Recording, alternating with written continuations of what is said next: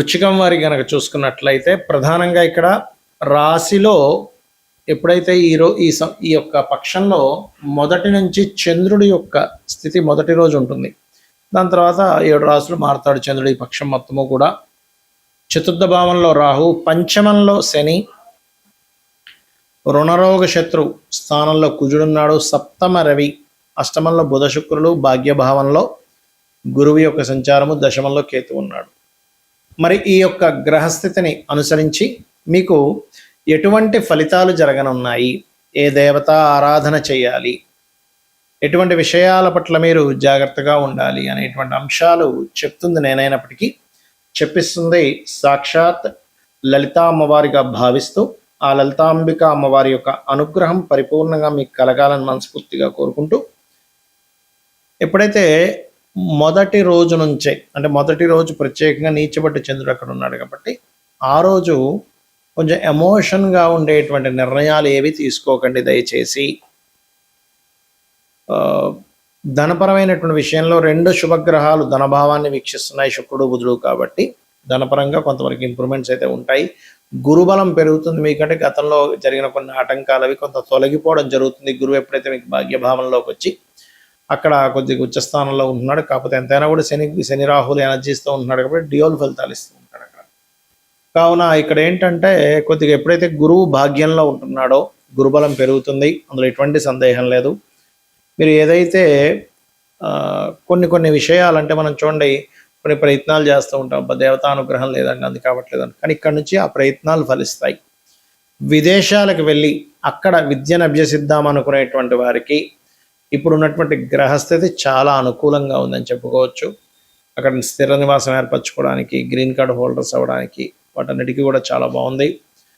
నిర్ణయాల విషయంలో కొంచెం కొన్ని విషయాల్లో ఆలస్యం అమృతం విషయంలాగా కొన్ని విషయాల్లో తొందరపాటు మంచిది కాదన్నట్టుగా జరుగుతుంటే దాన్ని గుర్తెరిగి జాగ్రత్తగా ఎప్పుడు తొందరగా తీసుకోవాలి, ఎప్పుడు కొంత సమయాన్ని ఆలోచించుకొని తీసుకోవాలనేటువంటిది కొంచెం తెలుసుకోవాల్సిన విషయం. పంచమంలో శని ఉన్నాడు కాబట్టి. కాకపోతే ఇప్పుడు ఏంటంటే కొద్దిగా గురువు దృష్టి ఉంది కాబట్టి గతంలో చేసినటువంటి కొన్ని నిర్ణయాలు తప్పిదాలని ఇప్పుడు సరి చేసుకుంటారు. శత్రువులు పెరుగుతూ ఉంటారు, శత్రువుపై జయం కూడా పెరుగుతూ ఉంటుంది. కొంచెం అనుకోకుండానే నిత్య జీవితంలో ఏదో ఒక గొడవలు వస్తూ ఉంటాయి. కుజుడు 6లో ఉన్నాడు కాబట్టి కొంచెం ఈ స్పోర్ట్స్ రంగాల్లో ఉండేటువంటి వారికి అయితే బాగుంటుంది, కానీ అనవసరమైన గొడవల జోలికి అయితే వెళ్ళకండి దయచేసి. మరియు ప్రభుత్వ ఉద్యోగాలు, ఆరోగ్య సంబంధించిన శాఖల్లో ఉండేటువంటి వారితో, ఆరోగ్యానికి సంబంధించిన ఎటువంటిదైనా సరే అటువంటి రంగాల్లో ఉండేటువంటి వారితో కాస్త వివాహ ప్రయత్నాలు సఫలీకృతం అవుతాయి. చెప్పాలంటే ఇన్సూరెన్సెస్ మూలంగా కలిసి వస్తుంది. ఉద్యోగం విషయంలో కొన్ని మార్పులు కనబడుతున్నాయి కాబట్టి మీరు ఓం మాణిక్య మకుటాకార జానుద్వయ విరాజితాయే నమః అనే మంత్రం చేయండి, అన్ని విధాలా మీకు బాగుంటుంది. మనకి ఈ గోచారంలో ఉండే గ్రహాల మూలంగా కూడా ఇప్పుడు చూడండి, సర్వసాధారణంగా మే ఎండింగ్ కల్లా అయిపోతుంది మనకి ఇప్పుడు కూడా ఎండాకాలం అనేటువంటిది. జూన్ నుంచి చాలా చల్లగా ఉంటుంది, కానీ ఈసారి అలా ఉండదు. ఆల్మోస్ట్ మే 23 తేదీ వరకు కూడా కుజుడు మేషంలో ఉన్నంత కాలము కూడా వేడి అనేటువంటిది ఎక్కువగా ఉంటుంది. గుర్తుపెట్టుకోండి, ఎండ తీవ్రత ఎక్కువగా ఉంటుంది. ఈసారి ఉండేటువంటి ప్లానటరీ పొజిషన్స్ వేరు. అలాగే కయ్యానికి కాలు దూతున్నట్టుగా ప్రతి దేశం కూడా ఏదో ఒక కారణం చదవండి. లాస్ట్ ఆల్రెడీ 2-3 నెలల నుంచి చెప్తూనే వస్తున్నాం, ఈ కుజుడు మారినా కూడా ఈ ఫలితం ఉంటుంది అని. ఆ రకంగా మరియు ఎప్పుడూ చూడనంత వర్షం, ఎప్పుడూ చూడనంత వాటర్ రిలేటెడ్ ఇబ్బందులు, అంటే చూడండి ఒకేసారి పెద్ద పెద్ద ఉప్పెనలా వస్తూ ఉంటాయి, అటువంటివి రానున్నాయి. కాబట్టి నీటికి సంబంధించిన అంటే నీటి ప్రదేశాలకు దగ్గరలో అంటే సముద్రాల దగ్గర, నదుల దగ్గర, మరియు మనకి చూడండి ఒక్కొక్కసారి లాస్ట్ టైం కూడా మన విజయవాడలో వచ్చింది చూసారా, ఆ ప్రవాహం కాస్త వర్షం ఎక్కువ రావడం వల్ల అటువంటి వాటి దగ్గర నివాసం ఉండేటువంటి వారు కాస్త జాగ్రత్తగా ఉండండి. మరియు నీటి మూలంగా కూడా వచ్చే వైరస్లు ఉన్నాయి కాబట్టి కాస్త కాచి చల్లార్చిన నీరు తాగుతూ ఉండండి. ఇక ఇక్కడ గోల్డ్ రేట్ అనేటువంటిది ఒక 1 year వరకు ఫ్లక్చువేషన్ అనేటువంటిది అవుతూనే ఉంటుంది, పెరుగుతుంటుంది, తగ్గుతుంటుంది. ఈ యొక్క ఇదైతే ఉంది క్లియర్గా. ఇక మరొక విషయం ఏంటంటే, ఒక రాజకీయ నాయకుడికి అతని పదవి మీద కొంత ఇబ్బంది పడే యోగం ఉంది, చాలా సీనియర్ రాజకీయ నాయకుడికి. ఎందుకంటే ఇక్కడ ఉండేటువంటి రవి ఉండే స్థితి, రవి రాశుల్లో ఉండే కేతు స్థితి ఉంది కాబట్టి రాజకీయ నాయకులు కొద్దిగా జాగ్రత్తగా ఉండాలి. ఇక్కడ ఎప్పుడు కూడా గోచారంలో మనకి గ్రహాల యొక్క మార్పుల వల్ల మన జన్మ జాతకంలో ఉండేటువంటి ఏవైతే భావం ఉంటుందో ఆ భావం యాక్టివ్ అవ్వడము లేదా డియాక్టివ్ అవ్వడం అనేటువంటిది జరుగుతూ ఉంటుంది. అయితే ఎప్పుడు కూడా గోచార ఫలితం ఒక 10-15% అనుకుంటే మీ పర్సనల్ చార్ట్, ఎందుకంటే మీరు పూర్వజన్మల్లో ఎటువంటి మంచి కర్మలు చేశారో తద్వారా జననం, ఎటువంటి మనకు తెలుసో తెలియక కొన్ని అజ్ఞానంలో కొన్ని కర్మలు చేస్తుంటాం, తద్వారా కొన్ని ఇబ్బందులు పడుతూ ఉంటాం. కాబట్టి ఎప్పుడు కూడా మీరు గుర్తుపెట్టుకోండి, మీ పర్సనల్ చార్ట్నే ఇక్కడ చూసుకోవాలి. అంటే మీ లగ్నం ఎలా ఉంది, లగ్నాన్ని బట్టే మనిషి యొక్క తత్వం ఉంటుంది. మీ ధనాధిపతి ఎలా ఉన్నాడు, అంటే మీకు ఏ మార్గంలో ధనం ఉంది, ఎప్పుడు మీకు ధనయోగం బాగా ఉంది, ఎప్పుడు కొంచెం ఇబ్బందికరంగా ఉంది అనేటువంటి విషయం చూసుకోవాలి. గుర్తుపెట్టుకోండి ధన సంబంధించిన విషయంలో.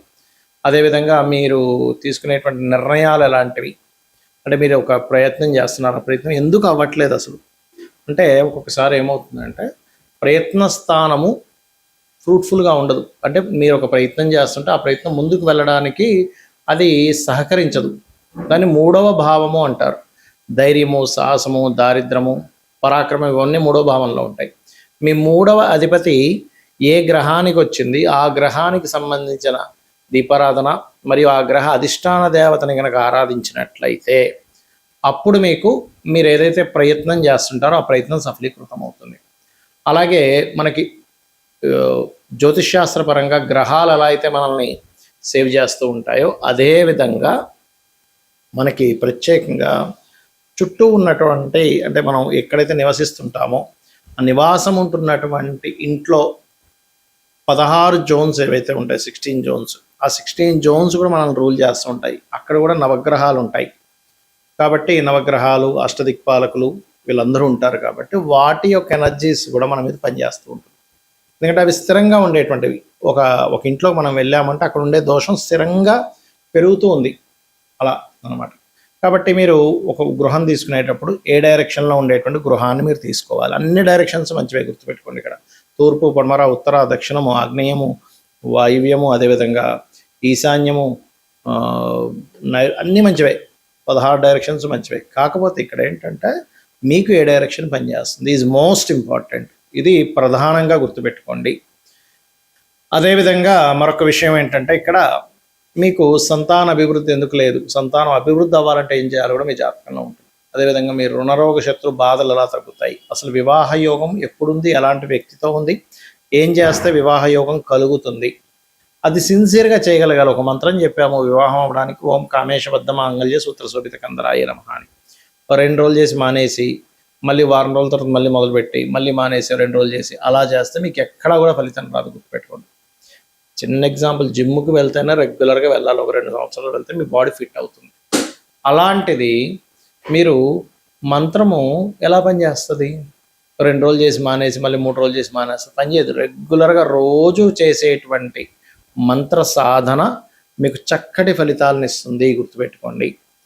అలాగే మరొక విషయం ఏంటంటే ఇక్కడ గమనించినట్లయితే మీరు ఎప్పుడూ కూడా మీ జాతక చక్ర రీత్యా, అంటే మీ యొక్క దీని పరంగా చూసుకుంటే ఎప్పుడు కూడా గుర్తుపెట్టుకోండి, మీ లైఫ్లో ఒక మంచి దశ అనేటువంటిది ఉంటుంది. ఆ మంచి మహాదశ ఎప్పుడుంది, మంచి అంతర్దశ ఎప్పుడుంది, అప్పుడు ఎక్కడా కూడా మనం రెస్ట్ తీసుకోకుండా పని చేయగలగాలి. అది అసలు మీకు ఆ సమయం అనేటువంటిది ఏదైతుందో మీరు రెగ్యులర్గా సంపాదించేదానికంటే ఒక 10 టైమ్స్ ఇచ్చే టైం అంటారు దాన్ని, మహాదశ. అది ఒక్కొక్క లగ్నానికి ఒక్కొక్క గ్రహం ఇస్తూ ఉంటుంది. ఒక్కొక్కసారి కొంతమందికి 2-3 దశలు బాగా కలిసి వస్తాయి, కొంతమందికి ఒక్క దశ కూడా కలిసి రాకపోవడం, కొంతమందికి లైఫ్ లాంగ్ అద్భుతంగా ఉండడం, కానీ కొంతమందికి 1-2 దశలు కలిసి రావడం జరుగుతుంది. అదేంటో పట్టుకోగలగాలి. లేదా ఇప్పుడు నడుస్తున్నటువంటి మహాదశ బాగా యోగించాలంటే ఏం చేయాలో పట్టుకోగలగాలి. అంటే ఎలా చేసుకోవాలి, ఇప్పుడు నడుస్తున్న మహాదశ నాథుడు ఎంత పర్సంటేజ్ మనకు ఫేవర్ చేస్తున్నాడు, ఒక 20%, 30%, 40%, 50%, లేకపోతే 70% అనేది ఉంటుంది, 80%, 90%. ఇప్పుడు మిగిలింది ఎందుకు అక్కడ మనకి యోగించట్లేదు, దానికి సంబంధించినటువంటి రెమెడీ ఏం చేసుకోవాలి, చిన్న చిన్న దానాలతోని, ఒక మంత్రంతోని దాన్ని అధిగమించవచ్చు. సో ఇవన్నీ చేస్తూ అమ్మవారి అనుగ్రహాన్ని మీరు పరిపూర్ణంగా పొందాలని మనస్ఫూర్తిగా కోరుకుంటూ శ్రీమాత్రే నమః.